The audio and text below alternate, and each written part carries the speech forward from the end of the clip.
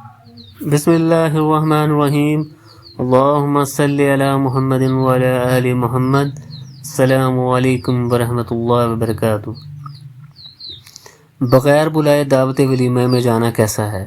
حضرت عبداللہ بن عمر رضی اللہ تعالیٰ عنہ سے روایت ہے کہ رسول اللہ صلی اللہ علیہ وآلہ وسلم نے فرمایا، جس کی دعوت کی جائے اور وہ قبول نہ کرے تو اس نے اللہ عز و جل اور اس کے رسول صلی اللہ علیہ وآلہ وسلم کی نافرمانی کی، اور جو بغیر دعوت کے اندر گیا اور چور کی شکل میں داخل ہوا اور ڈاکو کی صورت میں باہر نکلا۔ ابو داؤد کی حدیث۔ اس حدیث پاک میں بغیر بلائے دعوت میں شامل ہونے والے کو چور سے تشبیہ دی ہے، کیونکہ جس طرح چور چھپ کر کسی کے گھر میں داخل ہوتا ہے، اسی طرح بن بلائے مہمان بھی صاحب خانہ کی اجازت کے بغیر دعوت میں چور کی مانند چپکے سے آ جاتا ہے۔ جس طرح چور بلا اجازت کسی مکان میں داخل ہونے سے گناہگار ہوتا ہے، اسی طرح بن بلایا مہمان بھی اپنے غیر اخلاقی فعل کی وجہ سے گناہگار ہوتا ہے۔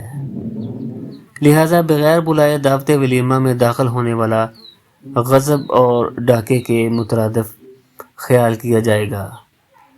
اس حدیث پاک میں حضور صلی اللہ علیہ وآلہ وسلم نے اپنے امتیوں کو اخلاقی باتوں پر عمل کرنے کی تاکید فرمائی ہے۔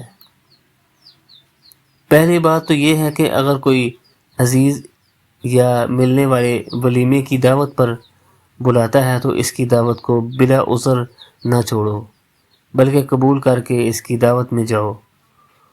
دوسری بات یہ ہے کہ بغیر دعوت ملنے کی کسی کی دعوت میں بالکل نہ جاؤ، کیونکہ بغیر دعوت کے کسی کے ہاں پہنچ جانا نفس کا لالچ ظاہر کرتا ہے، جو بہت بری بات ہے۔ اس طرح اپنی عزت آپ خراب کرنے والی بات ہے۔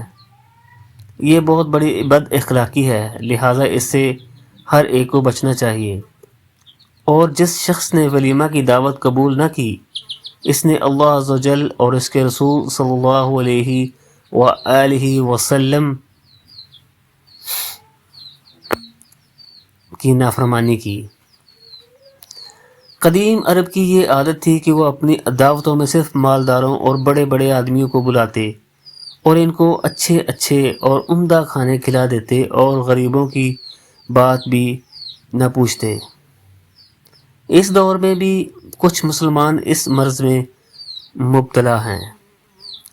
امام غزالی رحمۃ اللہ تعالی علیہ نے فرمایا کہ دعوت قبول کرنا محض پیٹ بھرنے کی غرض سے نہیں ہونا چاہیے، یہ تو حیوانوں سا فعل ہے، بلکہ قبولیت دعوت کی وقت یہ نیت ہونی چاہیے کہ دعوت قبول کرنے سے میں تاجدار انبیاء محمد مصطفیٰ صلی اللہ علیہ وآلہ وسلم کی سنت کی اتباع کر رہا ہوں، تو یہ اس نیت کا بہت اجر پائے گا۔ اگر ایک ہی وقت پر دو حضرات کی طرف سے دعوت ولیمہ ہو تو اس میں اس دعوت کو قبول کریں جس میں قربت کا تعلق زیادہ ہو۔